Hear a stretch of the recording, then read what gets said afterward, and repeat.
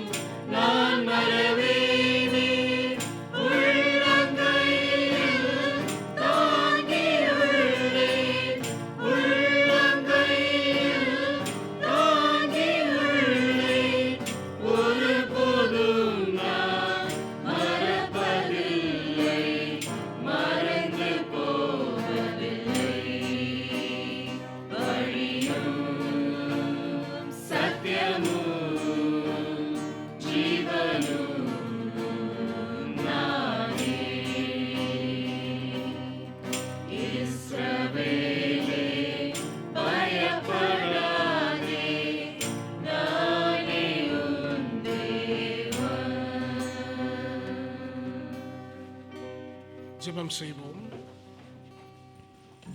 எங்களை அளவு கடந்து நேசிக்கின்ற எங்கள் அன்பின் பரலோக தகப்பனே, அருமையான நல்லதொரு ஓய்வு நாட்கான சிதமக்கு நடு செலுத்தும் கர்த்தாவே, இந்த நாளை காணாமல் எத்தனை பேர் வரை இந்த மண்ணுக்குள் மறந்திருக்கலாம். எங்களை உள்ளங்கரங்களில் வைத்து ஒவ்வொரு கணப்பொழுதிலும் எங்கள் ஆண்டவரை கண்ணிமை போல பாதுகாத்து வழிநடத்தி ஆசீர்வதிக்கிற எங்கள் அன்பரலோக தகப்பனை ஸ்துதிக்கிறோம், ஸ்தோத்திரிக்கிறோம். ஆண்டவரே, விசேஷத்த வண்ணமாக கர்த்தாவே இந்த ஆராதனை உம்முடைய கரங்களை அர்ப்பணிக்கிறோம். வந்து கொண்டு வந்து சேர்த்த ஒவ்வொரு பிள்ளைகளும் இந்த கரங்களை அர்ப்பணிக்கிறோம். வர தடைப்பட்டவர்களை ஆண்டவரே விரைவில் அழைத்து வர கிருபை செய்து ஜெபிக்கிறோம். ஆண்டவரே விசேஷத்தனமாக கர்த்தாவே இந்த நாளிலும் கர்த்தாவே செய்தியை கொண்டு வரக்கூடிய தாசனை வந்து கரங்களை அர்ப்பணிக்கிறோம். அவர் மூலமாக கர்த்தாவே நாங்களுடைய வார்த்தைகளை ஆண்டவரே நாங்கள் கேட்க அதன்படி நடக்க எங்களுக்கு கிருபை செய்து ஜெபிக்கிறோம்.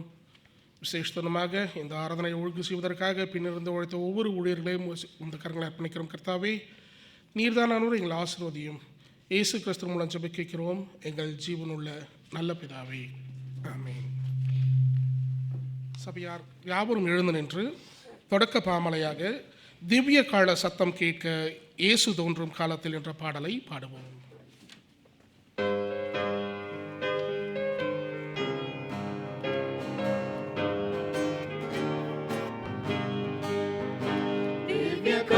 சத்தம் கேட்க இயேசு தோன்றும் காலத்தில் ஆவலாய காட்சி கண்டால் அறிவிப்பேன். மீட்கப்பட்ட தாசர் ஒன்று கூடி மோட்சலோகத்தில் நிற்கும் போது நானும் கூடவே நிற்பேன். தாசர் வேனில் ஒன்று கூடி, தாசர் வேனில் ஒன்று கூடி, தாசர் ஒன்று கூடி நிற்கும் போது நானும் கூடவே நிற்பேன். நிற்கை செய்த பக்தருக்கு வானமேறி ஏகுவார். மீட்பர் மாண்பை கண்டு ஆரவாரிப்பேன். விசுவாசிகள் எல்லாரும் விண்ணில் கூடி வாழுவார். அந்த நாளில் நானும் கூட வாழுவேன். தாசர் வேனில் ஒன்று கூடி, தாசர் வேனில் ஒன்று கூடி, தாசர் வேனில் ஒன்று கூடி நிற்கும் போது நானும் கூடவே நிற்பேன். இயேசுநாதரின் பேரன்பை எங்கும் கூறும் காணிக்கை சோர்வில்லாமல் வேலை செய்து ஜீவிப்பேன். பின்பு தாசர் ஒன்று கூடி தேவ சந்நிதியிலே நிற்கும் போது நானும் கூடவே நிற்பேன். தாசர் வேனில் ஒன்று கூடி, தாசர் வேனில் ஒன்று கூடி, தாசர் வேனில் ஒன்று கூடி நிற்கும் போது நானும் கூடவே நிற்பேன். சபையார் தொடர்ந்து நின்று வண்ணமாய் திரையில் காணக்கூடிய மாறி மாறி வாசித்தலை வாசிப்போம். தலைப்பு சர்வ வல்லவருடைய நிழல். உன்னதமானவரின் மறைவில் இருக்கிறவன் நான் கர்த்தரை நோக்கி, நீர் என் அடைக்கலம், என் கோட்டை, அவர் உன்னை வேடனுடைய கண்ணிக்கும் அவர் தமது சிறகுகளாலே உன்னை மூடுவார். அவர் செட்டைகளின் கீழே அடைக்கலம் புகுவாய். இரவில் உண்டாகும் பயங்கத்துக்கும் இருளில் நடமாடும் கொள்ளை நோய்க்கும் உன் பக்கத்தில் 1000 பேரும் உன் வலது புறத்தில் 10,000 பேரும் விழுந்தாலும் உன் கண்கள் மாத்திரம் நீ அதை பார்த்து எனக்கு அடைக்கலமாய் இருக்கிற உன்னதமான கர்த்தரை ஆகையால் பொல்லாப்பு உனக்கு நேரிடாது. உன் வழிகள் எல்லாம் உன்னை காக்கும்படி உன் பாதம் கல்லில் இடராதபடிக்கு அவர் என்னை நோக்கி கூப்பிடுவேன், நான் அவனுக்கு மறு உத்தரவு அருளி செய்வேன்.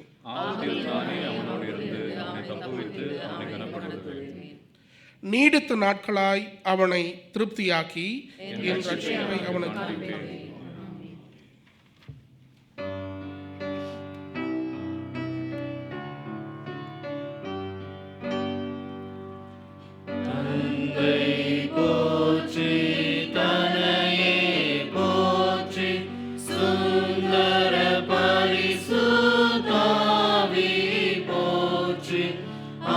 ஆதியிலிருந்த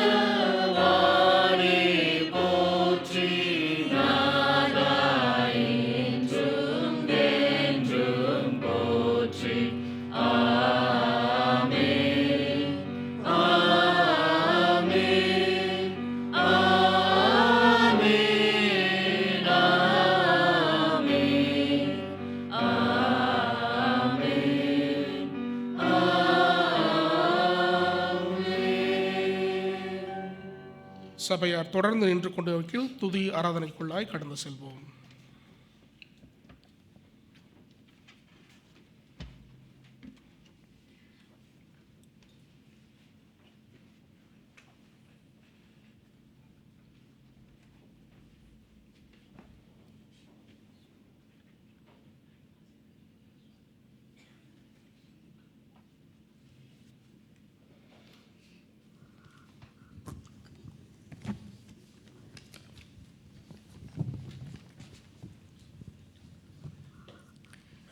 கிறிஸ்துவில் அன்பார்ந்தவர்களே, தினசரி சவால்களிலும் பலவீனங்களிலும் நிச்சயமில்லாத நேரங்களிலும் நம்மை நிலைநிறுத்தும் ஒரே நம்பிக்கை நம்முடைய கண்மலையாகிய ஆண்டவர்தான். தாவீது சங்கீதம் 18:2 சொல்லுகிறார், கர்த்தர் என் கண்மலையும் என் கோட்டையும் என் இரட்சகரும் என் தேவனும், நான் அடைக்கலம் புகும் என் துருக்கமும் என் கேடகமும் என் இரட்சணிய கொம்பும் என் உயர்ந்த அடைக்கலமாயிருக்கிறார்.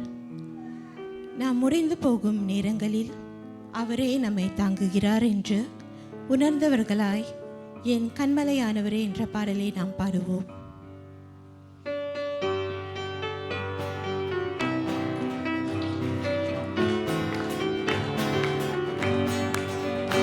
என் கண்மலையானவரே, என்னை காக்கும் தெய்வம் நீரே. எந்தன் கண்மலையானவரே, என்னை காக்கும் தெய்வம் நீரே. வல்லமை மாட்சிமை நிறைந்தவரே, மகிமைக்கு பாத்திரரே. வல்லமை மாட்சிமை நிறைந்தவரே, மகிமைக்கு பாத்திரரே. ஆராதனை உமக்கே, ஆராதனை உமக்கே, ஆராதனை உமக்கே, ஆராதனை உமக்கே, ஆராதனை உமக்கே, ஆராதனை உமக்கே.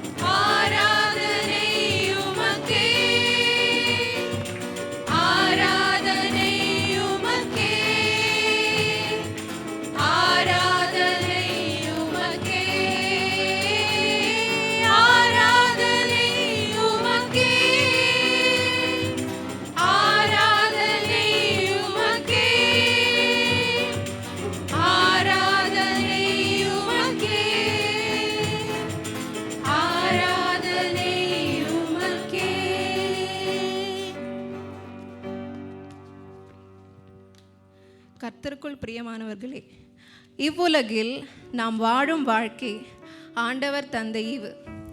நம்முடைய எல்லா மேன்மைகளும் அவர் கரத்தின் பலன்.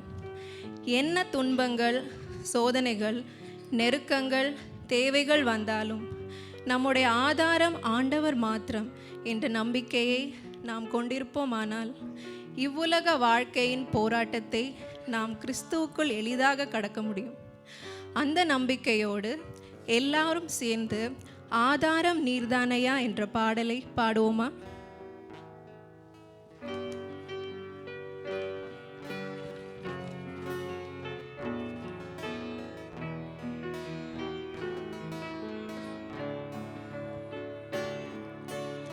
ஆதாரம் நீர்தானையா, ஆதாரம் நீர்தானையா. காலங்கள் மாற கவலை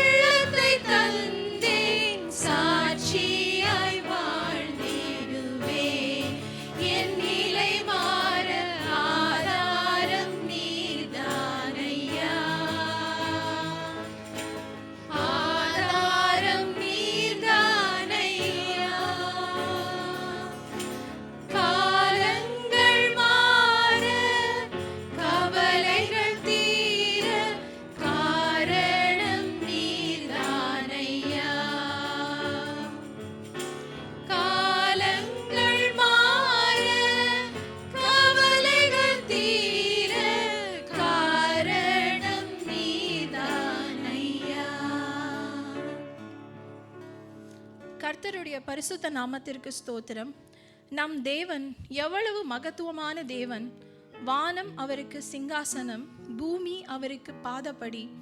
அப்படிப்பட்ட தேவன் சொல்லுகிறதாவது, எரேமியா 31 அதிகாரம் வசனம் 3, அநாதி சிநேகத்தால் உன்னை சிநேகித்தேன், ஆதலால் காருண்யத்தால் உன்னை இழுத்து கொள்ளுகிறேன்.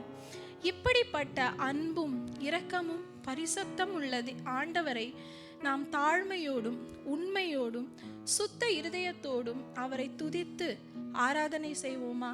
சபையார் அனைவரும் அமர்ந்திருந்து ஜெப சிந்தையோடு சிங்காசனத்தில் வீற்றிருக்கும் என்ற அழகான பாடலை நாம் பாடலாம்.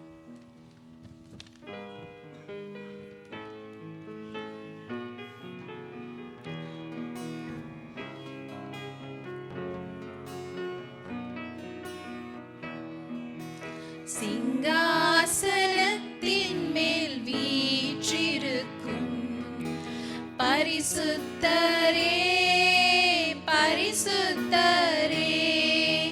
சிங்காசனத்தின் மேல் வீற்றிருக்கும் பரிசுத்தரே, பரிசுத்தரே.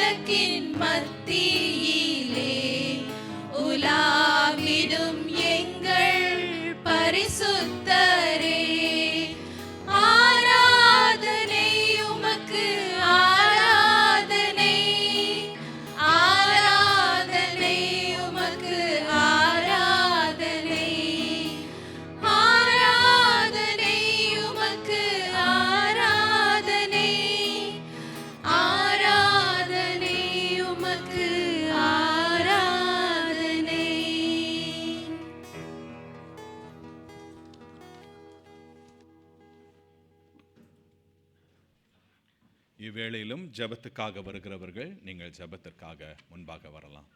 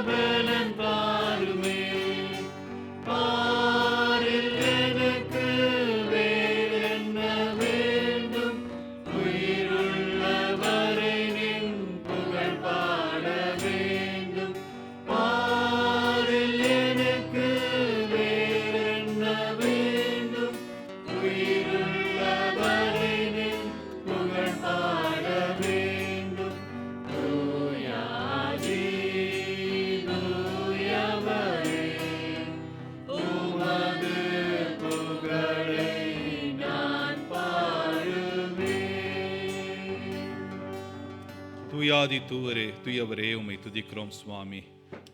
நல்லவரே வல்லவரே உம்மை துதிக்கிறோம். பரிசுத்தர் பரிசுத்தர் பரிசுத்தரே உம்மை துதிக்கிறோம். மாறாதவரே உம்மை துதிக்கிறோம்.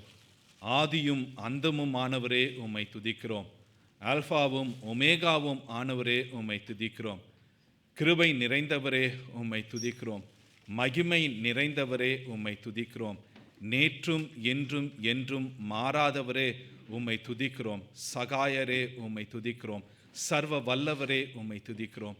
எங்களோடு எப்பொழுதும் இருக்கிறதற்காய் தேவாதி தேவனே கர்த்தாதி கர்த்தரே ராஜாதி ராஜாவே உம்மை துதித்து உம்மை ஸ்தோத்திரித்து உம்மையே ஆராதிக்கின்றோம்.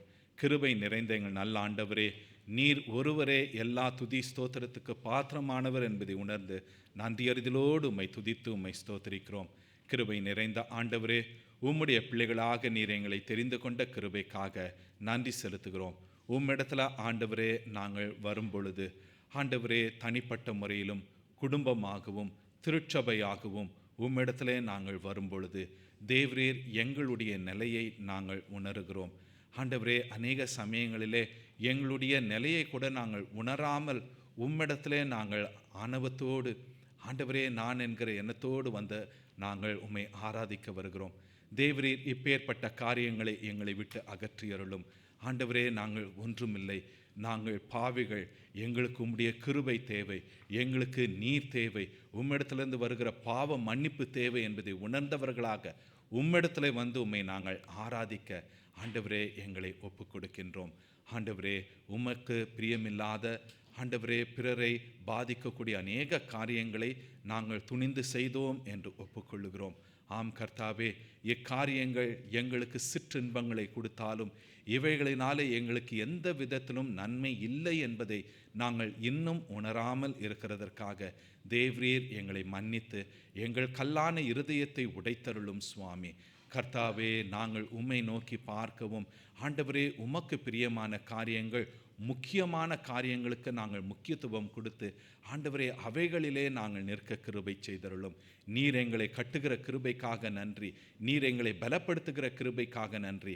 ஆம் ஆண்டவரே, நாங்கள் பாடினோம், எங்களுடைய பலவீன நேரங்களிலே உம்முடைய கிருபை நீர் தந்தீர் ஐயா. இயேசு ராஜா என் பலனானீர், யாருக்கும் பயமில்லையே. ஆம், எங்களை குற்றம் சாட்டுகிறவன் எங்களை சுற்றிலும் நிற்கின்றான். ஆம் ஆண்டவரே, யாரை விழுங்கலாமோ என்று வகை தேடிக்கொண்டு ஆண்டவரே கெர்ச்சித்து நிற்கின்றான். அவனை நாங்கள் பார்க்கவில்லை ஆண்டவரே, நாங்கள் உம்மை பார்க்க கிருபை செய்தருளும். சிலுவையிலே நீர் எங்களுக்காக மரித்தீரே, உம்மை நாங்கள் பார்க்க கிருபை செய்தருளும். நீர் எங்களுக்காக சிந்தின உம்முடைய இரத்தத்தை நாங்கள் காண கிருபை செய்தருளும். உயிரோடு எழுந்து எங்களுக்காக பிதாவின் வலது பாரிசத்திலே வீட்டு கொண்டிருந்து எங்களுக்காக பரிந்து பேசிக்கொண்டிருக்கிறீரே, உம்மை நாங்கள் நோக்கி பார்க்க கிருபை செய்தருளும். எங்களுக்காக மீண்டுமாக வர இருக்கிறீரே, உம்மை நாங்கள் எல்லா சூழ்நிலைகளிலும் எங்கள் பலவீனமான நேரங்களிலும் நாங்கள் உம்மையே நோக்கி பார்க்க எங்களுக்கு கிருபையும் ஒத்தாசையும் செய்யும். ஆண்டவரே, தேவரீர் கர்த்தாவே, எதற்கு நாங்கள் முக்கியத்துவம் கொடுக்க வேண்டும் என்பதை எங்களுக்கு கற்றுத்தாரும். ஆம் சுவாமி, மார்த்தாளோ மரியாளோ யாரை போல நாங்கள் இருக்கின்றோம், யாருக்கு நாங்கள் பிரியப்படுகிறோம் என்பதை உணர கிருபை செய்தருளும். எது முக்கியமானது என்பதை நாங்கள் உணர்ந்து அந்த முக்கியமான காரியத்தை நாங்கள் பெற்றுக்கொண்டு அதை எந்த விதத்திலும் இழந்து விடாதபடி ஆண்டவரே நீர் எங்களை காத்துக்கொள்ளும்.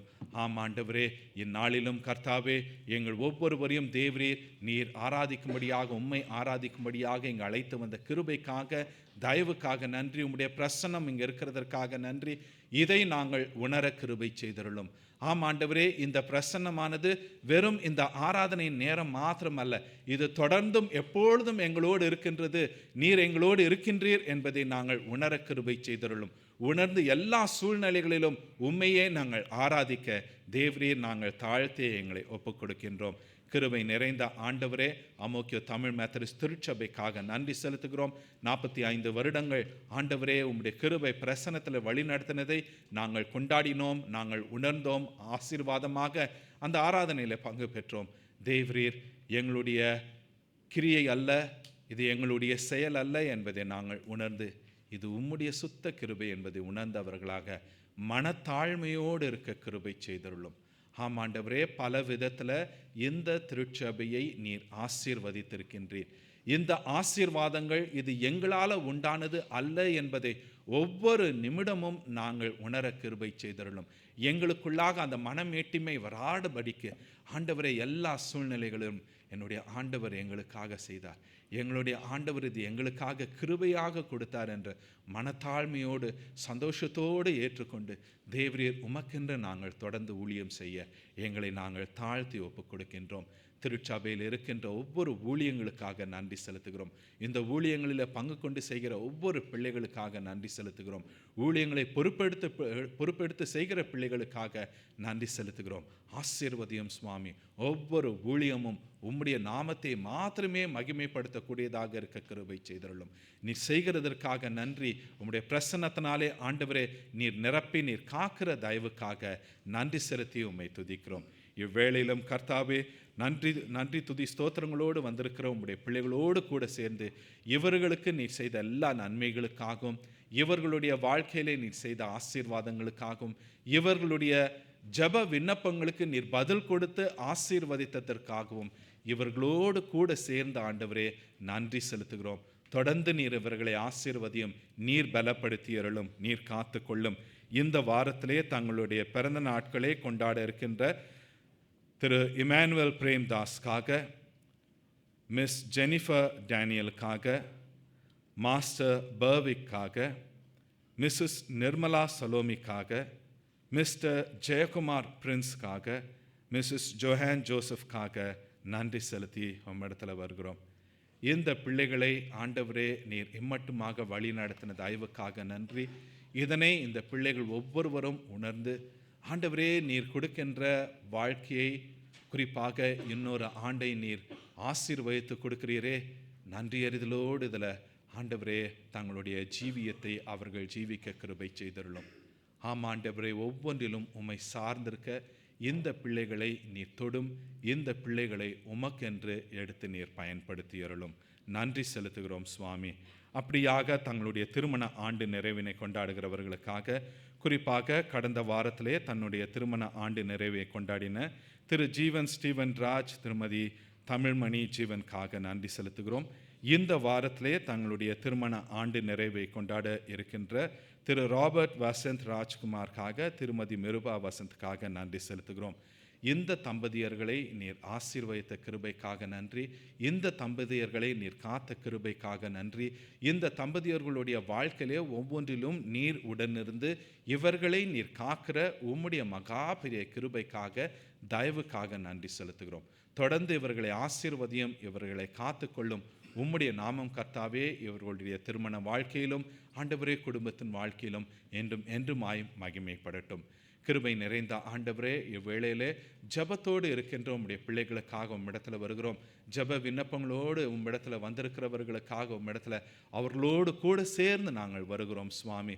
இவர்கள் ஒவ்வொருவருடைய ஜப விண்ணப்பங்களையும் நீர் அறிந்திருக்கிற கிருபைக்காய் நன்றி செலுத்துகிறோம். தொடர்ந்த ஆண்டவரே இவர்களுடைய காரியங்களிலே நீர் உடனிருந்து இவர்களை பலப்படுத்தி ஆற்றி தேற்றி நீர் ஆசீர்வதியும், நீர் காத்து கொள்ளும். நன்றி செலுத்துகிறோம். ஆண்டவரே சுகவீனமாக இருக்கிறவர்களுக்காக வருகிறோம். அந்த சுகவீனங்களிலிருந்து இவர்களை நீர் விலக்கி மீட்டு காத்தருளும். ஆண்டவரே தியோக்காக உம்மிடத்தில் வருகிறோம். மகனை ஆசீர்வதியும். ஆண்டவரே சுகவீனங்கள் அநேக குடும்பங்களிலே அநேகருக்கு சுகவீனத்தில் இருக்கிறார்கள். இந்த சுகவீனங்கள் குடும்பத்துக்குள்ளாக பரவாதபடிக்கு ஆண்டவரே தேவரே நீர் ஒவ்வொருவரையும் காத்து ஒவ்வொரு குடும்பத்திலும் தேவரே நீர் இருந்து வழி நடத்தியருளும். நீர் செய்கிறதற்காக நன்றி செலுத்துகிறோம். கர்த்தாவே இவ்வேளையிலே திருமதி மேரி எலிசபெத்தோடு கூட சேர்ந்த ஆண்டவரே அவர்களுடைய துக்கமான இந்த சோர்வான இந்த வேளையிலே அவர்களோடு கூட சேர்ந்து நாங்கள் உம்மிடத்தில் வருகிறோம். தன்னுடைய மூத்த மகனை இழந்திருக்கிற அவர்களை ஆண்டவரே நீர் தேற்றும், நீர் ஆற்றும், நீர் பலப்படுத்தியருளும். அம்மாவுடைய உற்றார் உறவினர் யாவருக்காக உம்மிடத்தில் வருகிறோம். குறிப்பாக அவருடைய இளைய மகன் பேட்ரிக்காக உம்மிடத்தில் வருகிறோம். ஆண்டவரே இந்த குடும்பத்தில் இருக்கிற யாவரையும் நீ தேற்றுகிற தயவுக்காக நன்றி.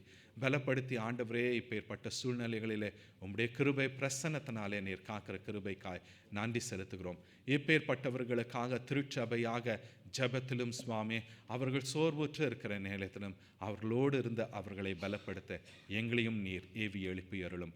அம்மாவையும் குடும்பத்தாரையும் தொடர்ந்து நீர் பலப்படுத்துகிற தயவுக்காய் நன்றி செலுத்துகிறோம். ஆண்டவரே அநேகர் தங்களுடைய பிரயாணத்தில் இருக்கிறார்கள். ஆண்டவரே, வேலையின் விஷயமாக மற்ற காரியங்களாக அவர்கள் போகும் பொழுதும் இவர்களோடும் இருந்து அவர்களுடைய பிரயாணங்கள் எல்லாவற்றையும் வாய்க்க செய்து ஆசீர்வதியும். தேவரீர் கர்த்தாவே, இவ்வேளையிலே சிங்கப்பூர் தேசத்துக்காக உலக நாடுகளுக்காக விசேஷமாக உம்மிடத்தில் வருகிறோம் சுவாமி. ஆம் கர்த்தாவே, கடந்த வாரங்களிலே நாங்கள் பார்த்த பிரகாரமாக ஆண்டவரே, யூரோப் போன்ற தேசங்களில் அநேக இடங்களில் கர்த்தாவை வெயிலின் தாக்குதல் அதிகமாக இருக்கின்ற ஒரு சூழ்நிலை. இன்னொரு புறத்தில் பார்க்கும் பொழுது போர் அதிகமாக இருக்கின்ற ஒரு வேளை. ஆண்டவரே கர்த்தாவே, தேவரீர் மனிதர்கள் தங்களுடைய சுயத்தின் நிமித்தம் ஆண்டவரை ஒருவரை ஒருவர் நேசிக்காமல் மிருகத்தனமாக ஒருவரை ஒருவர் கொன்று, தேவரீர் போர் போன்ற காரியங்கள், இன கலவரங்கள், மத கலவரங்கள், இப்படியான காரியங்களில் ஈடுபட்டு தேவரீர் சீர்குலைத்து கொண்டிருக்கிற இந்த பாவப்பட்ட உலகத்திற்காக உம்மிடத்தில் வருகிறோம். தேவரீர் நீர் பாவிகளை மீட்கும்படியாக உம்முடைய குமாரனை அனுப்பினீர். ஆம் சுவாமி, இந்த பாவமானது பெருகாதபடிக்கு தேவரீர் உம்மிடத்தில் நாங்கள் ஜெபிக்கிறோம். உம்முடைய ஒரே குமாரனாகிய இயேசு கிறிஸ்துவை எங்களுக்காக நீ மீண்டுமாக அனுப்புவேன் என்று சொன்னீரே. ஆம் ஆண்டவரே, அவருடைய வருகை விரைவாக இருக்கட்டும். விரைவாக வாரும் சுவாமி. வந்து எங்களையும் இந்த உலகத்தையும் மீட்டருளும். பாவம், பிசாசு, மரணத்திலிருந்து மீட்கப்பட்டவர்களாக உம்மிடத்திலே நாங்கள் ஜீவித்து உம்மோடு எப்பொழுதும் இருக்க எங்களை ஒப்புக் கொடுக்கின்றோம். நீர் செய்கிறதற்காக நன்றி செலுத்துகிறோம். உம்முடைய நாமம் மகிமைப்படட்டும். மீட்பராகிய இயேசு கிறிஸ்துவின் நாமத்திலே ஜெபிக்கிறோம் எங்கள் பரம தகப்பனே, ஆமென். கர்த்தர் கற்றுக் கொடுத்த ஜெபத்தை நாம் சேர்ந்து சொல்லுவோம். பரமண்டலத்தில் இருக்கின்ற எங்கள் பிதாவே, நாமம் பரிசுத்தப்படுவதாக, உம்முடைய ராஜ்யம் வருவதாக, உம்முடைய சித்தம் பரமண்டலத்திலே செய்யப்படுகிறது போல பூமியிலேயும் செய்யப்படுவதாக. அன்றன்று வேண்டிய ஆகாரத்தை இன்று எங்களுக்கு தாரும். எங்களுக்கு விரோதமாய் குற்றம் செய்கிறவர்களுக்கு நாங்கள் மன்னிக்கிறது போல எங்கள் பாவ குற்றங்களை எங்களுக்கு மன்னியும். எங்களை சோதனைக்கு பிரவேசிக்க பண்ணாமல் தீமையிலிருந்து ரட்சித்தருளும். ராஜ்யமும் வல்லமையும் மகிமையும் என்றென்றைக்கும் உம்முடையவைகளே, ஆமென்.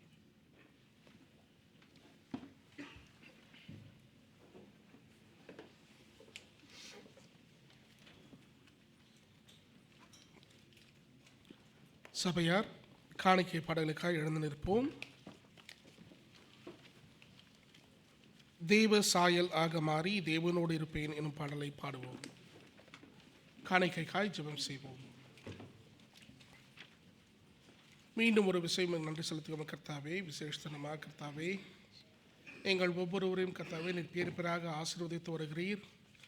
எங்களுக்கு அருமையான ஒரு ஆண்டவரே, நல்ல ஒரு எங்களுக்கான ஊதியத்தை எங்களுக்கு அற்புதமாக தந்து கொண்டு வருகிறீர். எங்கள் குடும்பத்தை போஷித்து வருகிறீர். எங்களுக்கு அநேக நன்மையினாலும் கிருபையினாலும் எங்களை முடிசூற்றி வழிநடத்துகிறீர். அதற்காக நன்றி செலுத்துகிறோம். இப்பொழுதும் கர்த்தாவே, நீர் எங்களுக்கு கொடுத்ததிலிருந்து ஒரு பகுதியை உமக்கு காணிக்கையாக கொடுக்கவிருக்கிறோம்.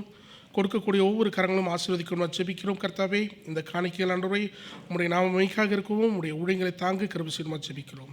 இயேசு கிறிஸ்து மூலம் ஜெபிக்கிறோம் எங்கள் ஜீவனுள்ள நல்ல பிதாவே, ஆமென்.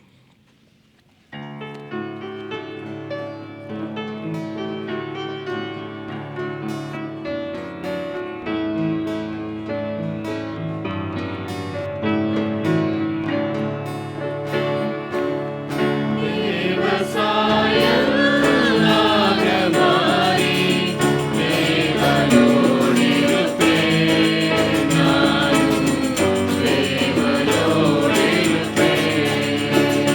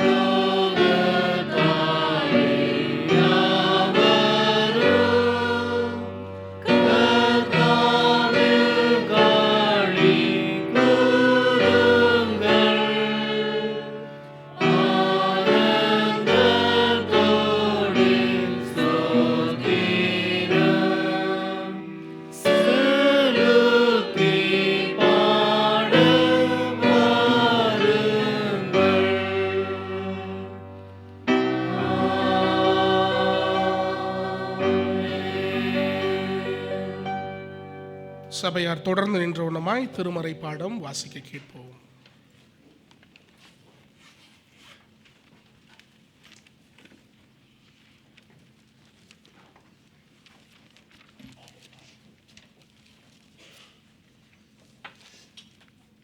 இன்றைக்கு வாசிக்கும்படியாக தெரிந்து கொள்ளப்பட்ட திருமறை பாடம் அப்போஸ்தலன் ஆகிய பவுல் கொரிந்தியருக்கு எழுதின 1 நிருபம் 15ஆம் அதிகாரம் வசனங்கள் 35 முதல் 38 வரை மற்றும் வசனங்கள் 42 முதல் 43 வரை.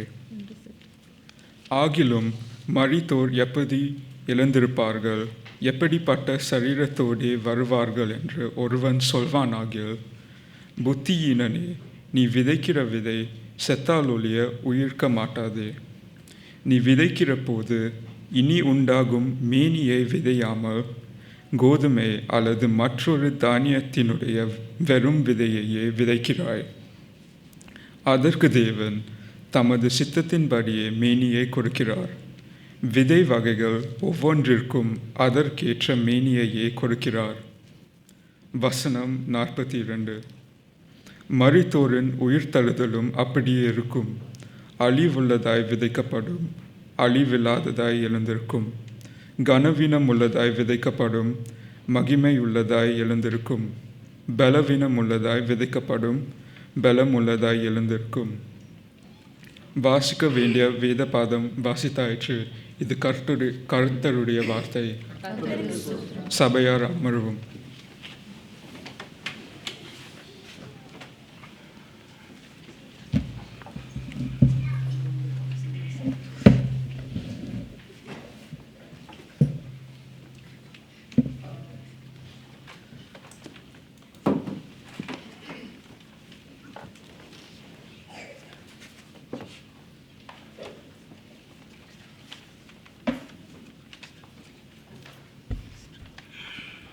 ஹல்லேலூயா. தலைகளை தாழ்த்தி ஜெபம் செய்யலாம். ஸ்தோத்திரம் ஆண்டவரே, உம்மை துதிக்கிறோம், உம்மை ஸ்தோத்திரிக்கிறோம், உம்மை புகழுகிறோம், உம்மை போற்றுகிறோம். கர்த்தாவே, பேறு பெற்ற ஜனமாக நாங்கள் இங்கு அமர்ந்திருக்கிறோம் சுவாமி. உம்மை துதித்து, உம்மை போற்றி, உம்மை புகழ்ந்து பாடி, கர்த்தாவே, எங்களுக்கு கிடைத்த ஸ்லாக்கியத்திற்காக, பாக்கியத்திற்காக நன்றி சொல்லி அமர்ந்திருக்கிறோம். ஆண்டவரே, நம்முடைய பிள்ளைகள் தேவ வார்த்தைக்காக காத்திருக்கிறாங்க சுவாமி. அடியனை மறைத்து நீர் பேச வேண்டுமாய் ஒப்பு கொடுத்து ஜெபிக்கிறேன். என் வாயின் வார்த்தைகளும் இங்கு அமர்ந்திருக்கிற நம்முடைய பிள்ளைகளுடைய இருதயத்தின் தியானமும் உம்முடைய சமூகத்திலே பிரீதியாக இருக்கட்டும். ஆமேன். அல்லேலூயா. ஆண்டவராகிய இயேசு கிறிஸ்துவின் பெரிதான நாமத்தினாலே உங்கள் அனைவருக்கும் வணக்கங்களையும் வாழ்த்துக்களையும் தெரிவித்துக் கொள்கிறேன். இன்றைக்கும் நாம் ஒரு முக்கியமான தலைப்பின் கீழே நாம் தியானிக்க வந்துள்ளோம். அதாவது சர்ச்சில் அந்த இயர்லி அந்த செர்மன் காலண்டர் போடும்போது கர்த்தர் எப்படி இடைபடுவார் என்று நம்ம எல்லாருக்குமே தெரியாது இல்லையா? அவர் அந்தந்த சூழ்நிலைக்கு ஏற்றார் போல் அந்த டாபிக்ஸை நமக்கு கொடுக்கிறார். குறிப்பாக இந்த பகுதியின் மூலமாக நான் மிகவும் ஆசீர்வதிக்கப்பட்டேன். ஏனென்றால் அப்போஸ்தலர் க்ரீடை ஒரு செர்மன் ஃபார்மில் நிறைய வரிசையாக சீரியஸாக இந்த மாதிரி பார்க்குற வாய்ப்பு இதுவரைக்கும் எனக்கு கிடைக்கல. உண்மையாக சொன்னால் இந்த 6 வாரங்கள், கடந்த 6 வாரங்கள், 2 வாரங்கள் இடையில் நம்ம பார்த்தோம். 6 வாரங்கள் இந்த அப்போஸ்தலர் க்ரீடை அப்போஸ்தல விசுவாச பிரமாணத்தை தியானிக்கிறதற்கு இந்த திருச்சபைக்கு கர்த்தர் கிருபையும் தயவும் பாராட்டினார். அதற்காக முதலாவது நான் நன்றியை தெரிவித்துக் கொள்கிறேன். இதுவரைக்கும் நம்ம எதெல்லாம் நம்ம பார்த்துருக்கோம் அப்படின்னு நம்ம பார்த்தோம்னா, காட் த ஃபாதர், பிதாவாகிய தேவன் என்ற தலைப்பிலே பார்த்தோம் இல்லையா? அடுத்து காட் த சன், குமாரனாகிய தேவன் என்ற தலைப்பிலே நாம் பார்த்தோம். அடுத்து காட் த ஹோலி ஸ்பிரிட், பரிசுத்தாவியாகிய தேவன் என்ற தலைப்பிலே பார்த்தோம். கம்யூனியன் ஆஃப் சைன்ஸ், பரிசுத்தவான்களின் ஐக்கியம் என்பதை பார்த்தோம். அடுத்து ஃபர்கிவ்னஸ் ஆஃப் சின், பாவ மன்னிப்பை பற்றி நாம் பார்த்தோம். இன்றைக்கு கடைசியாக கர்த்தரின் பெரிதான கிருபையால் ரெசரக்ஷன் ஆஃப் பாடி, சரீர உயிர்த்தெழுதலை பற்றி நாம் வாசித்து தியானிக்க போகிறோம்.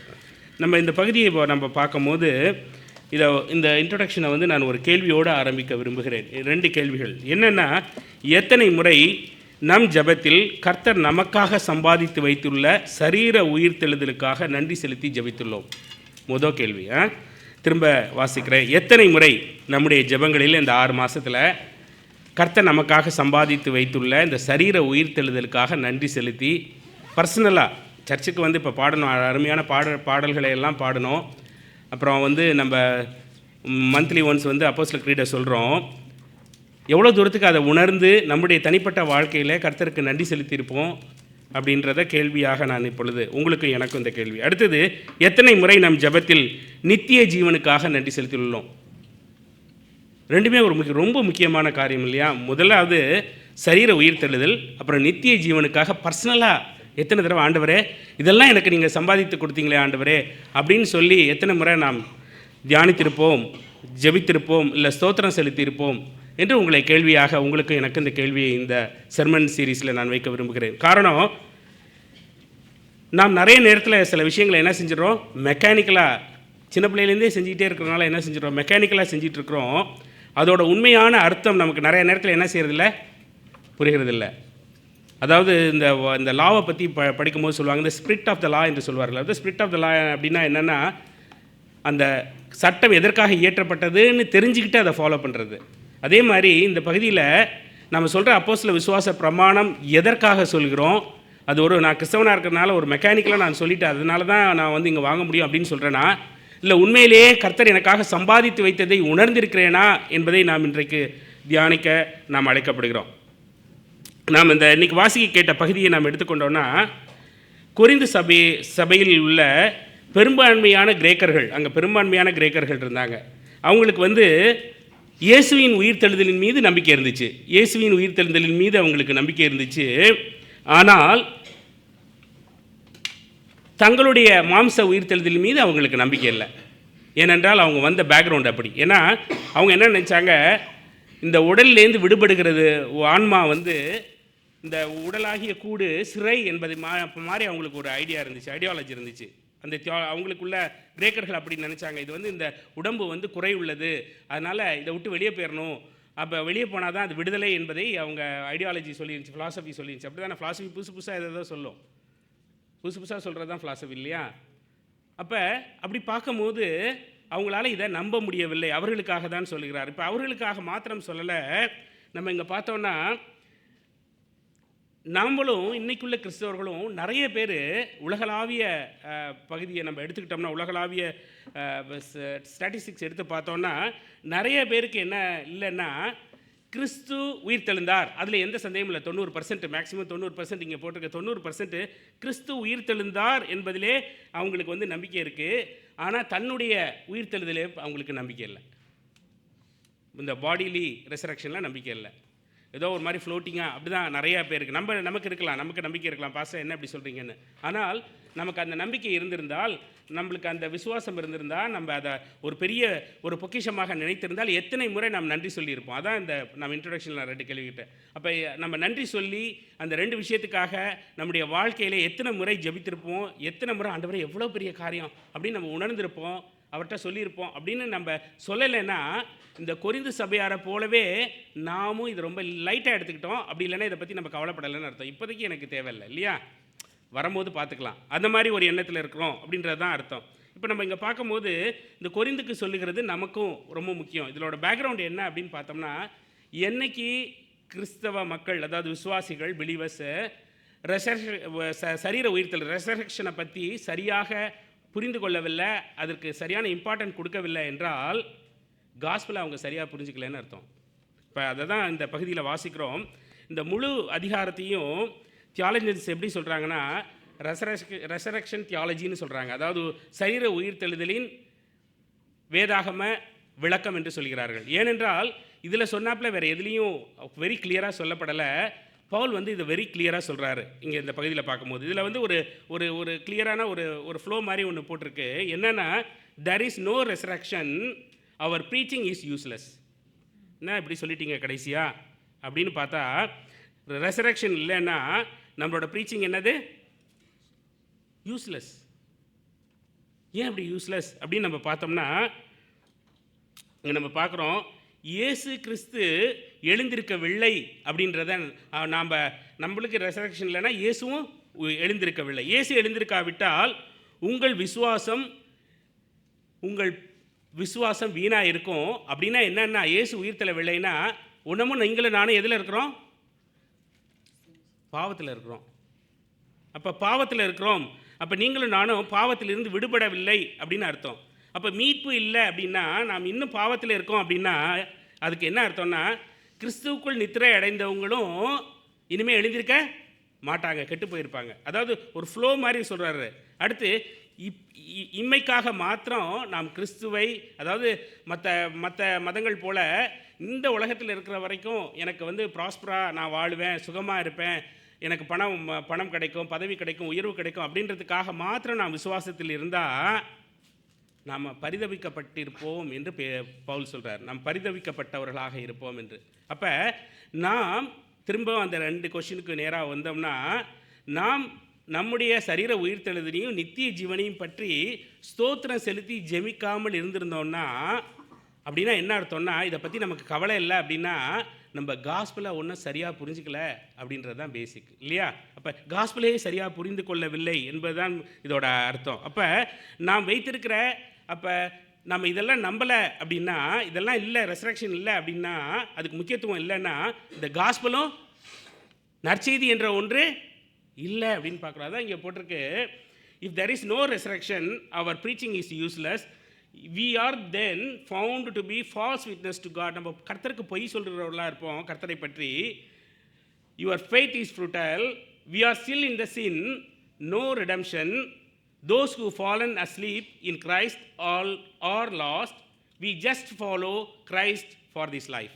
அப்படின்னா என்ன அர்த்தம்? we are to be pitied more than all men, no gospel at all. அப்போ நற்செய்தி என்ற ஒன்றே இல்லை.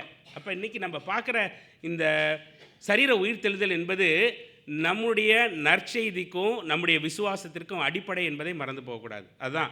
ஏன்னா நம்ம இந்த பகுதியெல்லாம் வாசிக்கலை.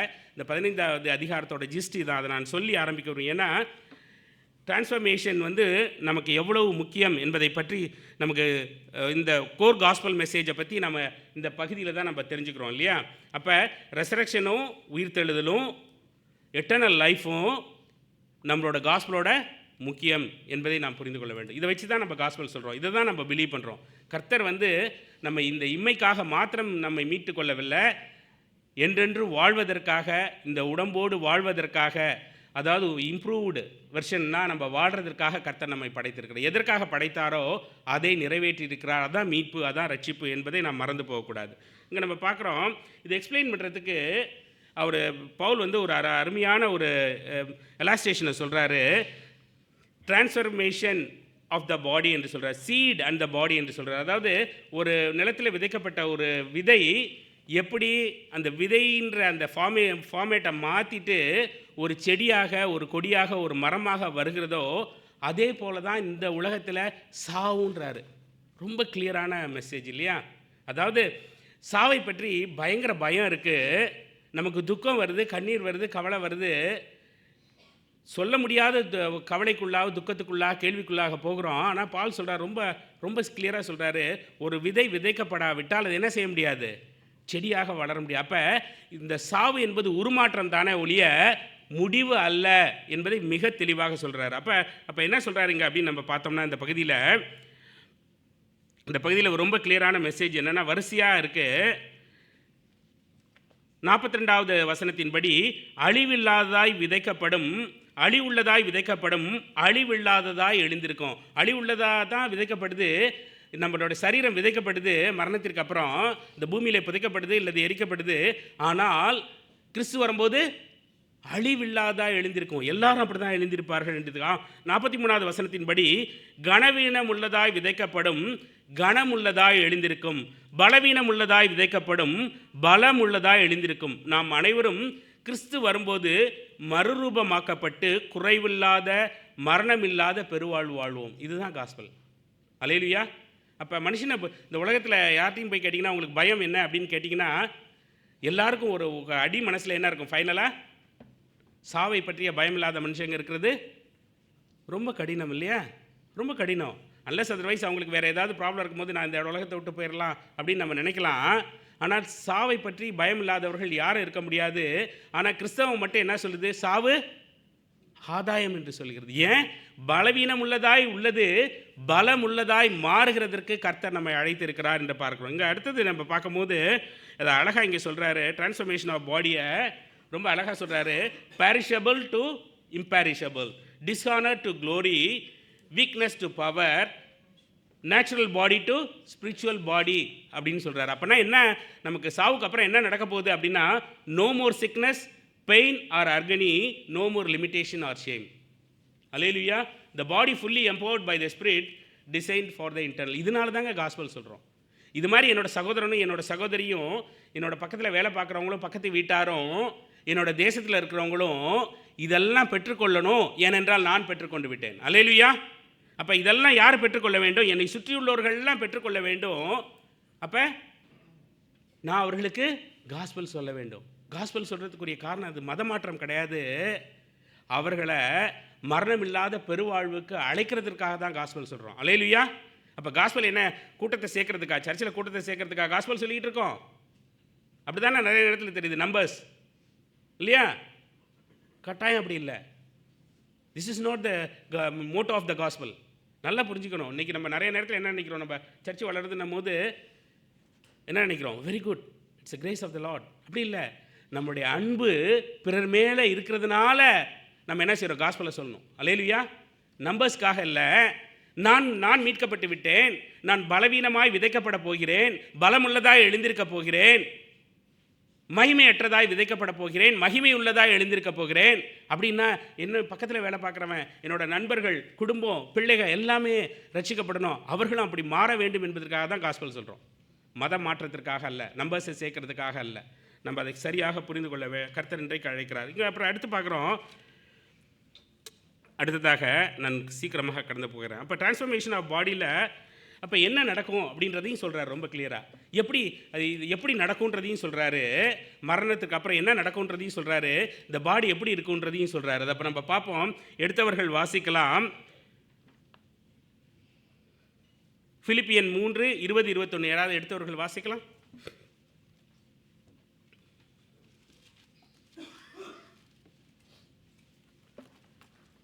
நம்முடைய குடியிருப்போ பரலோகத்தில் இருக்கிறது. அங்கே இருந்து கர்த்தராயிருக்கிற இயேசு கிறிஸ்து என்னும் இரட்சகர் வர எதிர்பார்த்து கொண்டிருக்கிறோம். அவர் எல்லாவற்றையும் தமக்கு கீழ்ப்படுத்திக் கொள்ளத்தக்க தம்முடைய வல்லமையான செயலின்படியே நம்முடைய அற்பமான சரீரத்தை தம்முடைய மகிமையான சரீரத்திற்கு ஒப்பாக மறுரூபப்படுத்துவார். எப்படி ஒண்டர்ஃபுல்லான வார்த்தை பாருங்க. அதாவது நம்முடைய அற்பமான சரீரத்தை தம்முடைய மகிமையான சரீரத்திற்கு ஒப்பாக மறுரூபமாக்குவார். கொஞ்சம் யோசிச்சு பாருங்க. மோசே கர்த்தரை பார்க்க வேண்டும் என்று விரும்புகிறார். கர்த்தர் சொல்கிறார், மலையின் வெடிப்பிலே வைத்துட்டு என்னோட மகிமையின் பின்புறத்தை மட்டும் நீ பார்ப்ப அப்படின்னு சொல்லி அவனை கையை வைத்து மறைக்கிறார். அப்போ மகிமையின் பின்புறத்தை மாத்திரம் பார்த்த மோசே திரும்பி வரும்போது அவரோட முகம் எப்படி இருந்துச்சு? யாரும் அவரை பார்க்க முடியல, அவர் முகத்தை பார்க்க முடியல, அவ்வளோ பிரகாசமாக இருந்தது என்று வாசிக்கிறோம். அப்போ அவருடைய சரீரத்திற்கு ஒப்பாக நம்மை மாற்றுவார் என்றால் நீங்களும் நானும் எதை அணிந்து கொள்வோம் என்று நாம் சிந்திக்க அழைக்கப்படுகிறோம். இப்போ மரணத்தை குறித்து பயம் இருக்குது. ஆனால் மரணம் பலவீனத்திலிருந்து விடுதலை ஒரு விசுவாசிக்கு என்றும் கர்த்தர் நம்ம எப்படி அழைக்கிறார் பாருங்க. அவரை போல, அவருடைய சரீரத்தை போல மாற்றுவார். என்ன ஒன்றான விஷயம் பாருங்கள். என்ன ஹோப், என்ன ஒரு கிஃப்ட். அல்லேலூயா. அப்போ கர்த்தர் அவரை போல மாற்றுவார். அடுத்து 1 ஜான் 3:2 யாராவது வாசிங்க.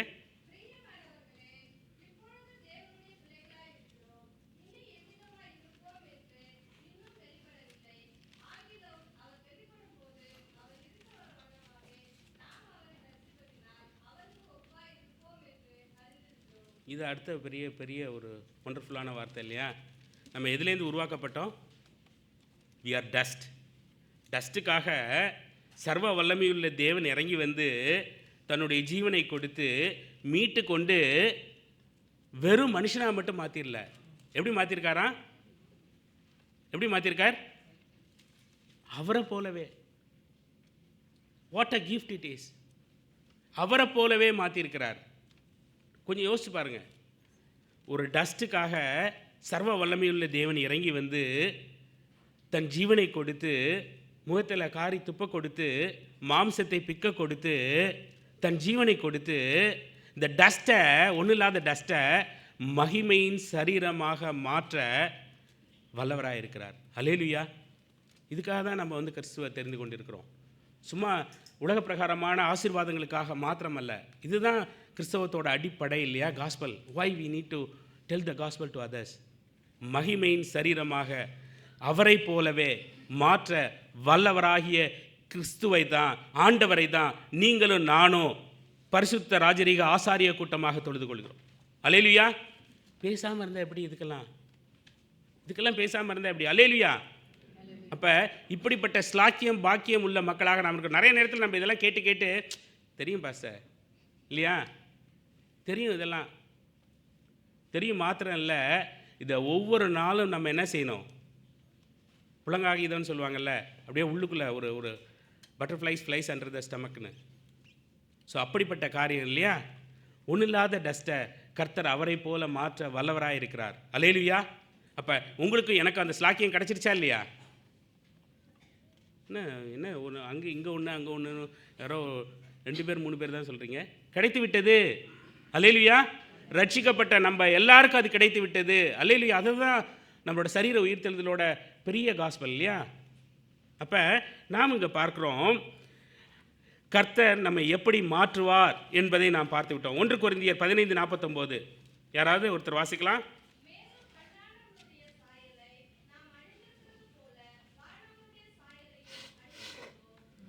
வானவருடைய சாயலையும் நீங்கள் நான் அணிந்து கொள்வோம். அப்போ கர்த்தர் வரும்பொழுது இதெல்லாம் நடக்கும். எப்போ நடக்கும்? எப்போ பாஸ்டர்? நான் இப்போ ஒன்றும் சஃபரிங்கில் தான் இருக்கேன், கஷ்டத்தில் தான் இருக்கேன், கண்ணீரில் தான் இருக்கேன். எப்போ நடக்கும்? அவர் வரும்பொழுது இவை எல்லாம் மாறும். எப்போ வருவார்? இப்போ கூட வரலாம், இப்போ கூட ட்ரம்பட் சத்தம் கேட்கலாம். அப்போ அவர் வரும்போது எல்லாம் மாறும் என்பதை மறந்து போகக்கூடாது. அடுத்து இந்த இடத்துல பார்த்தோம்னா விக்ட்ரி ஓவர் டெத் என்று பார்க்குறோம்.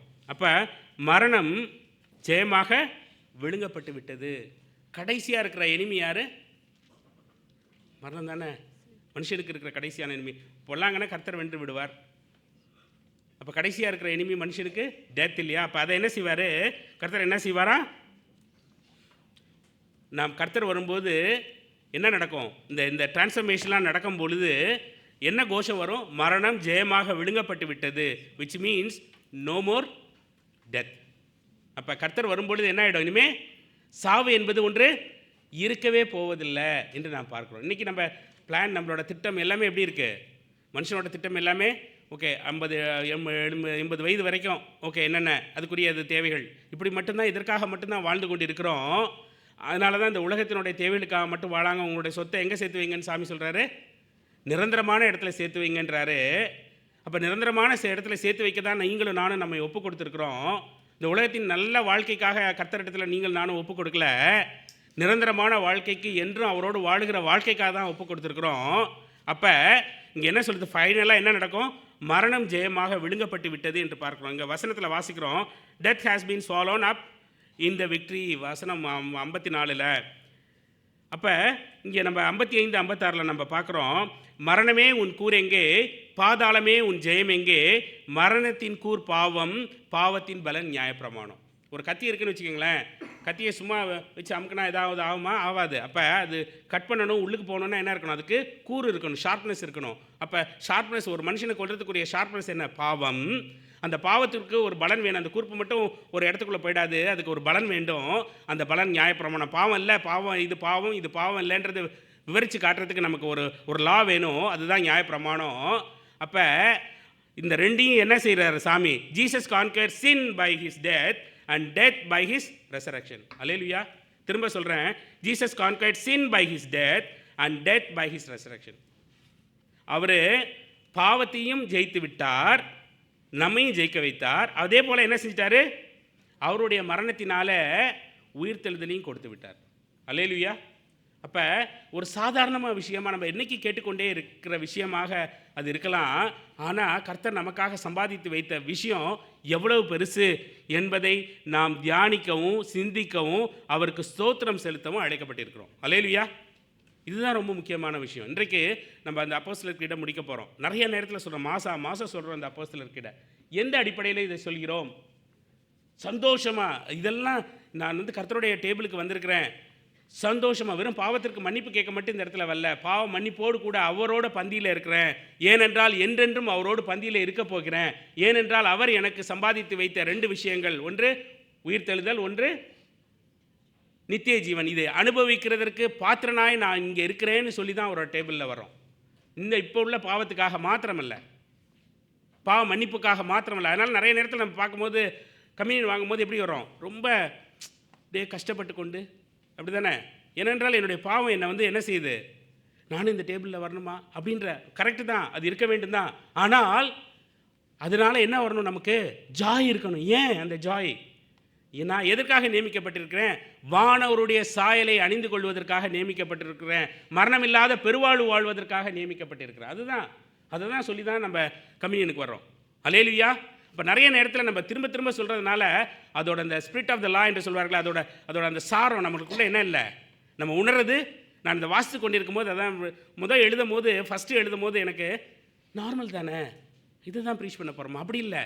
அது ஜெபிக்கும் போது எனக்கு இது நார்மல் இல்லை, it's not normal, it is abnormal. Hallelujah. It's not normal. நம்ம எப்போதும் சொல்லிட்டு இருக்கிறதுனால இது நார்மல் இல்லை. யாருக்கு நடக்காத விஷயம் நமக்கு கிடைச்சிருக்கு, இது பொக்கிஷம் என்பதை நாம் உணர வேண்டும். அல்லேலூயா. இப்போ நம்ம இங்கே பார்க்குறோம், இந்த கன்க்ளூஷனாக நம்ம பார்த்தோம்னா இந்த பகுதியில் we are not only saved from sin, we are being prepared for glory. பாவத்திலேருந்து மாத்திரம் நாம் விடுதலையாகவில்லை, அல்லது கில்ட்டிலேருந்து மாத்திரம் இந்த உலகத்தில் நாம் விடுதலையாகவில்லை. நீங்கள் நானும் எதுக்காக ரெடி ஆகிட்டு இருக்கிறோம்? எதற்காக ரெடி ஆகிட்டு இருக்கோம்? க்ளோரிக்காக, அவரை பரிசுத்தரை பரிசுத்தமாய் ஆராதிப்பதற்காக, அவரை பார்ப்பதற்காக. எப்படி எந்த ஜாய் எப்படி இருக்குன்னு நமக்கு இப்போ தெரியாது. அதனால தான் இங்கே ஒர்ஷிப் பண்ணுறோம். இங்கே ஒர்ஷிப் பண்ணுறதோட நோக்கம், இன்னைக்கு காலையில் இந்த இஸ்ரவேலே இந்த பாட்டு பாடும்போது நான் சொல்லிகிட்டே இருந்தேன், இவங்க திருப்பி அழக வைக்கிறது தான் இந்த பாட்டு பாடுறாங்க அப்படின்னு. ஸோ கர்த்தர் நம்மை அப்படியாக தேர்ந்தெடுக்கிறார். பிரியமானவர்களே, இது எவ்வளோ பெரிய ஸ்லாக்கியம். சர்வ வல்லவரை அங்கே துதித்து கொண்டே இருக்க போகிறோம். முகமுகமாக அவரை பார்த்து கொண்டே இருக்க போகிறோம். இங்கே அதற்கு சாயலாக, அந்த சாம்பிளுக்காக இங்கே என்ன செஞ்சிட்ருக்கோம், அவரை துதித்து கொண்டு இருக்கிறோம். அல்லேலூயா. இது எவ்வளோ பெரிய ஸ்லாக்கியம், எவ்வளோ பெரிய பாக்கியம். நீங்களும் நானும் பாக்கியம் பெற்ற மக்களாக இங்கே இருக்கிறோம். இங்கே அப்படின்னா என்ன அர்த்தம்? பிலீவர்ஸின் முடிவு, நம்மளுடைய முடிவு என்ன? பிலீவர்ஸோட முடிவு என்ன? ஜெயம். அல்லேலூயா. பிலீவர்ஸோட முடிவு என்ன? விக்ட்ரி. பழைய படத்துலலாம் நீங்கள் பார்த்துருப்பீங்க இல்லையா? வெற்றி, வெற்றி. நீங்களும் நானும் தான் சொல்ல வேண்டியவங்க. அல்லேலூயா. நீங்கள் நானும் என்ன சொல்லணும்? வெற்றி. ஒரு பிலீவருக்கு என்னது? Always victory. Victory over the death, victory over the suffering. அதனால தான் நம்ம இந்த சந்தோஷத்தை தான் வெளியே போய் சுவிசேஷமாக சொல்கிறோம். சும்மா ட்ராக்ஸ் கொடுக்கணும், வேறு வழி இல்லை, இன்றைக்கி ட்ராக்ஸே கொடுத்தாகணும், இத்தனை ட்ராக்ஸை கொடுத்தாகணும் அப்படின்றதுக்காக இல்லை. நான் அந்த சந்தோஷத்தை உணர்ந்திருக்கிறேன், அந்த கிஃப்டை உணர்ந்திருக்கிறேன். அந்த பாக்கியத்தையும் ஸ்லாக்கியத்தையும் உணர்ந்தவனால சும்மா இருக்க முடியாது. அதனால தான் காஸ்பல் சொல்லணும். அல்லேலூயா. இப்போ இந்த பகுதியில் வாசிக்கிறோம். இந்த பகுதியில் வாசிச்சோன்னா, your labour in the lord is not vain. நிறைய நேரத்தில் எனக்கு இந்த கேள்வி இருக்கும். ஸ்தேவானை குறித்து நான் ஃபஸ்ட்டு ஒரு செர்மன் ப்ரிப்பேர் பண்ணும்போது எனக்கு இந்த கேள்வி வந்துச்சு. ஸ்தேவானை போல் நம்ம இருந்தோம்னா நம்ம ஓடி போயிடுவோமா, இல்லை உண்மையிலே கல்லடி வாங்குவோமான்னு. ஏன்னா ஒரு கல் எவ்வளவு? 3/4 கிலோ இல்லையா? 3/4 கிலோ டு 1.5 கிலோ. எங்கே பார்த்தாலும் ஷார்ப்பாக இருக்கும். அந்த ஃபோர்ஸில் அடித்தா என்ன ஆகும்? அப்போ ஒரு மனுஷனால் இதற்கு முழங்கால் படிக்கிட்டு ஸ்தோத்திரம் இவர்களை மன்னிச்சிருன்னு ஒரு மனுஷனால் சொல்ல முடியும். கிறிஸ்துவன்னு சொன்னால் உடனே மனுஷன் என்ன சொல்லிடுவான்? அவருக்கு தேவனுடைய குமாரன், அதனால் அவரால் சொல்ல முடியும். ஆனால் இவ்வளோ பெரிய கல்லை எடுத்து அடிக்கும் போது ஒரு மனுஷனால் ஸ்தோத்திரம் எப்படி சொல்ல முடியும் அப்படின்னா, இப்போ முடிஞ்சு போச்சுன்னு அவன் நினச்சிருந்தான்னா இது சொல்ல முடியாது. அல்லேலூயா. அவனுக்கு தெரியும், ஸ்தேவானுக்கு தெரியும், என் ஆண்டவர் என்னை எப்படி மாற்றுவார், அவரை போல மாற்றுவார்னு தெரிஞ்சதுனால தான் இன்றைக்கி நிறைய நேரத்தில் இந்த இரத்த சாட்சிகளாக மறிக்கும் போது இந்த கேள்வி உங்களுக்கு எனக்கும் வரும். இது பாசிபிளா? நமக்கு நடந்தால் இது பாசிபிளா? கேள்வி கேட்டிருப்போமா இல்லையா? கேட்டிருக்கீங்களா நீங்கள்? என்னை பார்த்து முறைக்கிறத பார்த்தா, பாஸ்டர் சீக்கிரம் முடிங்க பாஸ்டர் அப்படின்னு. நீ சாப்பாடெல்லாம் சீக்கிரம் வராது, கொஞ்சம் நேரம் உட்காருங்க. அப்படின்னா என்ன அர்த்தம்? என்ன அர்த்தம்? ஏன் இந்த வாழ்க்கையை துச்சமாக இன்றைக்கி நான் சீகன் பால்கை பற்றி படிச்சுட்டு இருந்தேன். ஏன்னா ஒருத்தர் கேட்டிருந்தேன் சீகன் பால்கை பற்றி நேற்று இரவு படித்து கொண்டிருந்தேன். 37 வயசில் உங்களுக்கு தெரியும், அவர் லுத்ரன், இந்தியாவுக்கு லுத்ரன் தமிழ்நாட்டுக்கு கொண்டு வந்தவர் சீகன் பால்க். 37வது வயசுலேயே உடம்பு சரியில்லாமல் இறந்து போனார். ஆனால் அவர் பிரிண்டிங் ப்ரெஸ்ஸை இந்தியாவுக்கு கொண்டு வந்தார். தமிழில் புத்தகத்தை பேப்பரில் அச்சிடப்பட்ட இந்தியாவில் அச்சிடப்பட்ட புத்தகம் சீகன் பால்க் தான். அவங்க நிறைய பேருக்கு தெரிஞ்சிருக்கும், இங்கே லுத்ரன்லேருந்து வந்திருந்தவங்களுக்கு தெரிஞ்சிருக்கும். அப்போ அவரை பற்றி படித்து கொண்டு நேற்று இரவு தான் படித்து கொண்டிருந்தேன். அப்போ அந்த வீடியோ பார்த்துருந்தேன். ஏன்னா ஸ்கிரிப்ட் எழுதி கேட்டிருந்தாங்க ஜுராங் மெத்தடிஸ்ட் சர்ச்லேருந்து ஸ்கிரிப்ட் போடுறதுக்காக. அப்போ அது படித்து கொண்டு இருக்கும்போது திரும்பவும் இந்த இந்த இந்த இந்த இந்த பகுதியும் அந்த பகுதியும் எனக்கு கிளியராக மேட்ச் ஆச்சு. எப்படி ஒருத்தர் அவ்வளோ தூரத்துலேருந்து வந்து ஜெர்மனிலேருந்து வந்து டச்சுக்காரர் வந்து அடிபட்டு உதப்பட்டு கடைசி வரைக்கும் போராடி ஒரு புத்தகத்தை தமிழ் இலக்கியத்தையும் வெளியிட்டிருக்காரு, அகராதியும் வெளியிட்டிருக்கிறாரு, புத்தகத்தையும் அச்சிட்ருக்கிறாரு. 37 வயசில் இறந்து போயிட்டார். எனக்கு அந்த நேரத்தில் ஒரு கேள்வி வந்துச்சு, உலக பிரகாரமாக, இஸ் இட் ஒர்த்? ஆண்டவரே இது நியாயமா 37 வயசில்? அப்போ என்ன அர்த்தம் அப்படின்னா, we are here for the glory. நம்ம இதுக்காக இந்த 37 வயசு 47 வயசு 20 வயசு இதுக்காக இல்லை. கர்த்தருடைய திருப்பணியை நாம் இங்கே செஞ்சு முடித்தோன்னா எங்கே இருப்போம்? அவரோட பிரசன்னத்தில் இருப்போம். அல்லேலூயா. இப்போ சும்மா ஒரு செத்த நேரம் பாடிட்டு அந்த சந்தோஷத்தில் புலங்காயத்தில் கர்த்தரை பாடிட்டு போகிறது மாத்திரமில்ல, ஆவியில் நிரம்பி அங்கே யுக யுகமாக இருக்க போகிற மக்களாக இருக்கிறோம். அதனால தான் அவர் சொல்கிறாரு கடைசி வசனத்தில், நீங்கள் பார்த்தீங்கன்னா அந்த கடைசி இந்த அதிகாரத்தின் கடைசியில் ஸ்டாண்ட் ஃபர்ம், அங்கே ஸ்டாண்ட் ஃபர்ம். நீங்கள் எப்படி நிற்கணுமா? உங்களோட விசுவாசத்தில். நான் என்னோட அண்டர்ஸ்டாண்டிங் என்ன, stand firm grounded in the gospel of hope. நிறைய நேரத்தில் இது அசைக்கிறதுக்கு நம்முடைய வாழ்க்கையில் போராட்டங்கள் வரும். ஏனென்றால் இந்த காஸ்பலின் அடிப்படையில் நீங்கள் நின்னோம்னா உறுதியாக நிற்க வேண்டும். Stand firm, let nothing more. அதாவது இங்கே லெட் நத்திங் மூவ் யூ. உங்களை எதுவும் இந்த இடத்த விட்டு, இந்த காஸ்பலை விட்டு, இந்த சத்தியத்தை விட்டு, இந்த விசுவாசத்தை விட்டு அசைக்கக்கூடாது. ஏன் அசைக்கக்கூடாது? we need to stand firm in the faith. அடுத்து பார்த்தோன்னா, give yourself fully to the work of the love and Lord. அப்போ எனக்காக எல்லாவற்றையும் கொடுத்து மேலேருந்து இறங்கி வந்த ஆண்டவருக்கு எல்லாத்தையும் சம்பாதிச்சு வச்சுட்டாரு. ஒன்றும் நான் வந்து சரியாக ஊழியம் செய்யலைன்னா கூட என்னை ஏற்றுக்குவார், நான் மன்னிப்பு கேட்டு அவர்கிட்ட ஏற்றுக்குவார். ஆனால் நான் அவரை வெறுங்கையாக போய் பார்க்கக்கூடாது. என்ன செய்யணும்? ஊழியம் செய்ய வேண்டும். நம்முடைய வாழ்க்கையை அவருக்கு ஒப்பு கொடுக்க வேண்டும். அல்லேலூயா. அப்போ நம்ம இங்கே ஊழியம் செய்கிறது, சர்ச்சில் ஊழியம் செய்கிறது வேறு எதுக்காகவும் இல்லை, என்னுடைய ஆண்டவருக்காக. அல்லேலூயா. வேறு எதுக்காகவும் இல்லை. சர்ச்சை நம்பர்ஸை கூட்டுறதுக்காக இல்லை, இந்த சர்ச்சை பெருசாக்கிறதுக்காக இல்லை. நான் அந்த அன்பை நான் உணர்ந்திருக்கிறேன். எனக்கு கிடைத்து விட்டது மரணம் இல்லாத பெருவாழ்வு. அல்லேலூயா. உங்களுக்கு கிடைச்சிருச்சா? இன்னும் நல்லா சொல்லலாமே அல்லேலூயா. இன்னும் கொஞ்சம் இல்லைன்னா விடவே மாட்டேன் இன்னைக்கு பாஸ்டர் என்ன. அப்போ உங்களுக்கு எனக்கு மரணமில்லா பெருவாழ்வு கிடைத்து விட்டது.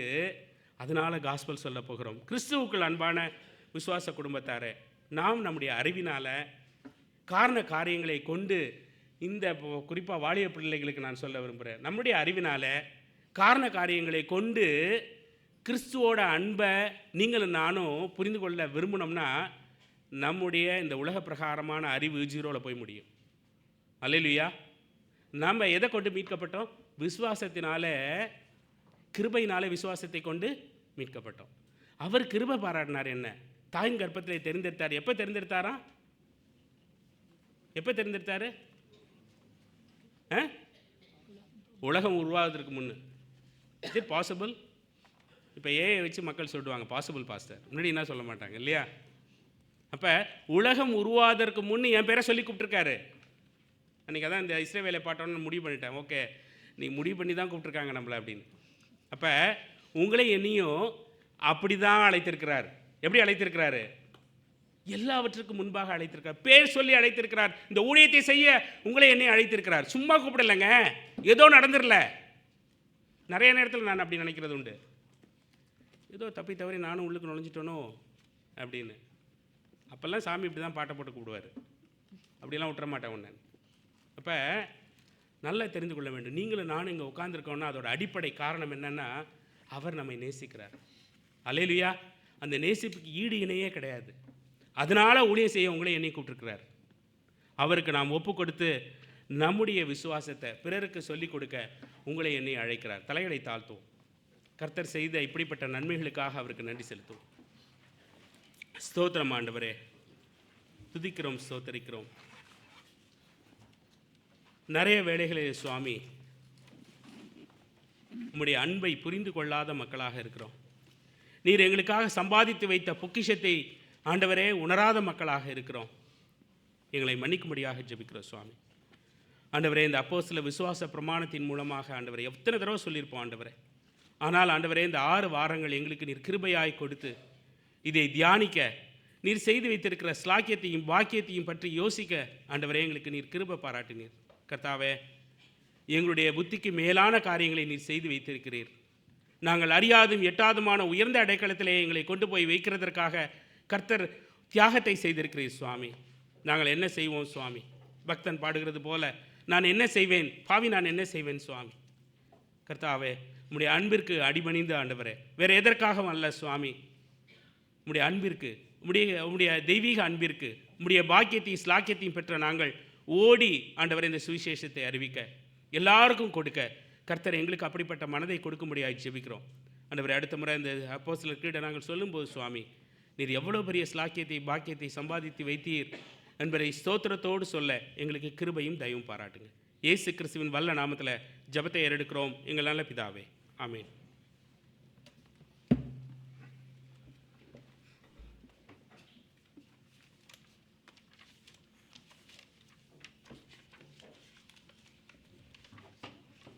நாம் கேட்ட சத்தியத்திற்கு மறுமொழியாக நம்மை நாமே அர்ப்பணிக்கும் விதமாய் பரலோகமே என் சொந்தமே என்று காண்பேனோ என்ற அர்ப்பண கீதத்தை எழுந்து நின்று பாடுவோம். அப்பொழுது இரண்டாம் காணிக்கை எடுக்கப்படும்.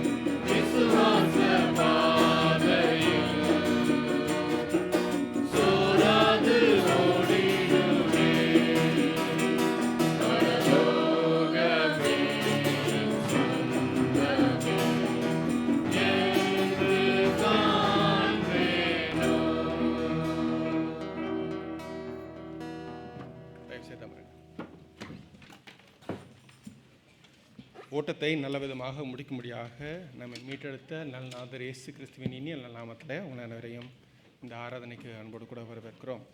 யாராவது முதல் முறையாக வந்திருப்பீர்களானால் உங்களையும் கூட அன்போடு கூட வரவேற்கிறோம்.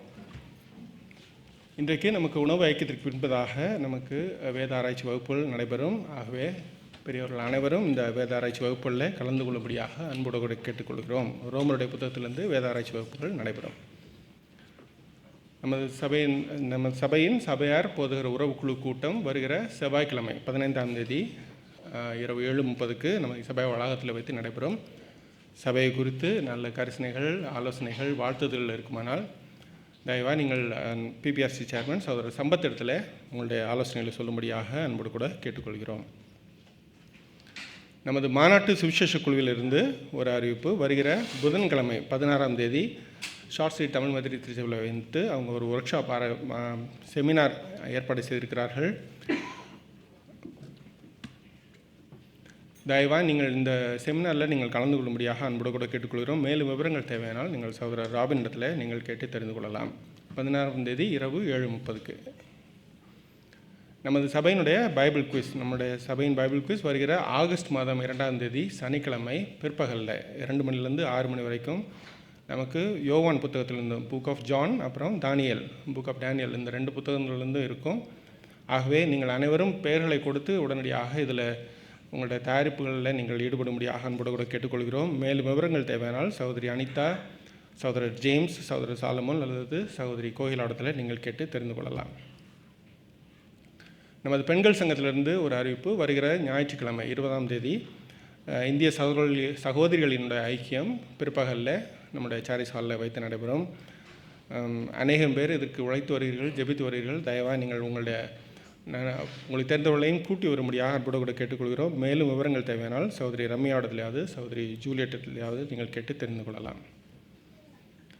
அதே போல் நம்முடைய மாநாட்டு பெண்கள் சங்கத்திலிருந்து க்ளோ ஆஸ் யூ க்ரோ என்கிற தலைப்பில் ஒரு செமினார் ஆர்கனைஸ் செய்திருக்கிறார்கள். வருகிற 26ஆம் தேதி, அதற்கு அடுத்த சனிக்கிழமை 26ஆம் தேதி பிற்பகலில் 2:30 5:30 வரைக்கும் ஸ்பீக்கர் சகோதரி அமுதா பிரேம்குமார் அவர்கள் நமது சபை சேர்ந்தவர்கள். ஆகவே பெண்கள் அனைவரும் இதில் கலந்து கொள்ளும்படியாக அன்போடு கூட கேட்டுக்கொள்கிறோம். முக்கியமான பெண்களுடைய தலைப்புகள் கொடுக்கப்பட்டிருக்கிறது.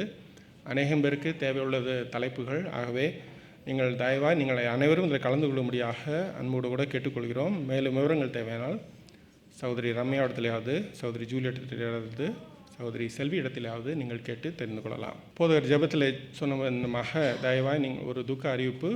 நம்முடைய ஆன்டி மேரி எலிசபெத் உங்கள் அனைவருக்கும் தெரிந்தவங்க. அவங்களுடைய மகன் கிளமெண்ட் கடந்த வாரத்தில் நம்முடைய சோசர ஆராதனை நடந்து கொண்டிருக்கிற நேரத்தில் உடல் நலக்குறைவினால் காலமாயிட்டாங்க. தயவாக அவங்களோட குடும்பத்தை உங்களோட ஜெபங்களில் தாங்கும்படியாக அன்போடு கூட கேட்டுக்கொள்கிறோம். அதே போல் இன்னொரு சந்தோஷமான ஒரு அறிவிப்பு.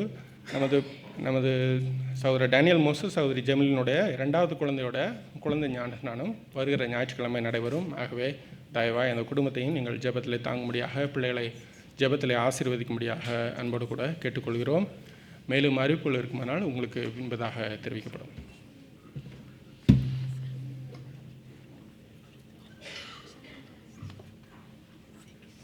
நாம் யாவரும் எழுந்து நின்று இந்த மாதத்திற்கான மனப்பாட வசனத்தை வாசித்து ஜெபித்த ஆசீர்வாதத்தை பெற்றுக்கொள்வோம். இது யோவான் 17வது அதிகாரம் 17-18 வசனம். நாம் சேர்ந்து வாசிப்போம். உம்முடைய சத்தியத்தினாலே அவர்களை பரிசுத்தமாக்கும், உம்முடைய வசனமே சத்தியம். நீர் என்னை உலகத்தில் அனுப்பினது போல நானும் அவர்களை உலகத்தில் அனுப்புகிறேன். ஜெபம் செய்வோம். கிருபை நிறைந்த நல்ல ஆண்டவரே, உம்மை துதிக்கிறோம், உம்மை ஸ்தோத்திரிக்கிறோம். ஆம் ஆண்டவரே, உம்முடைய வசனமே சத்தியம். உம்முடைய வசனத்தை இன்று நாளிலே நாங்கள் தியானித்தோம். ஆம் தேவரீர், நீர் எங்களுக்காக ஆயத்தம் பண்ணியிருக்கிற அந்த உயிர்த்தெழுதலின் சரீரத்துக்காக நன்றி செலுத்துகிறோம். இயேசு கிறிஸ்துவின் மூலம் எங்களுக்கு நீர் ஆயத்தப்படுத்தியிருக்கிற அந்த நித்திய ஜீவனுக்காக நன்றி செலுத்துகிறோம். இதை பெற்றவர்களாக, உணர்ந்தவர்களாக நன்றி அறிதலோடு நாங்கள் ஜீவிக்கவும் உம்முடைய நாமத்தை மகிமைப்படுத்தவும் ஒப்புக் கொடுக்கின்றோம். நீர் வழி நடத்தியருளும், உம்முடைய நாமமே மகிமைப்படட்டும். இயேசு கிறிஸ்துவின் நாமத்தில் ஜெபிக்கிறோம் எங்கள் பரம தகப்பனே, ஆமேன். கர்த்தரானவர் உங்களை ஆசீர்வதித்து காப்பாராக. கர்த்தரானவர் தம்முடைய திருமுகத்தை உங்கள் மீது பிரகாசிக்க செய்து உங்கள் பேரில் கிருபை உள்ளவராயிருப்பாராக. கர்த்தரானவர் தம்முடைய திருமுகத்தை உங்கள் மீது ஏறெடுத்து உங்களுக்கு சமாதானம் கட்டளையிடுவாராக. நம்முடைய ஆண்டவராகிய இயேசு கிறிஸ்துவின் கிருபையும் பிதாவாகிய தேவனுடைய அன்பும் பரிசுத்த ஆவியானவருடைய ஐக்கியமும் ஒத்தாசையும் வழி நடத்துதலும் நம் ஒவ்வொருவருடனும் நம்முடைய குடும்பத்தின் மக்களுடனும் திருச்சபையார் யாவருடனும் இன்றும் என்றும் சதா காலங்களிலும் இருந்து ஆசீர்வதித்து வழி நடத்தி காப்பதாக. ஆமேன்.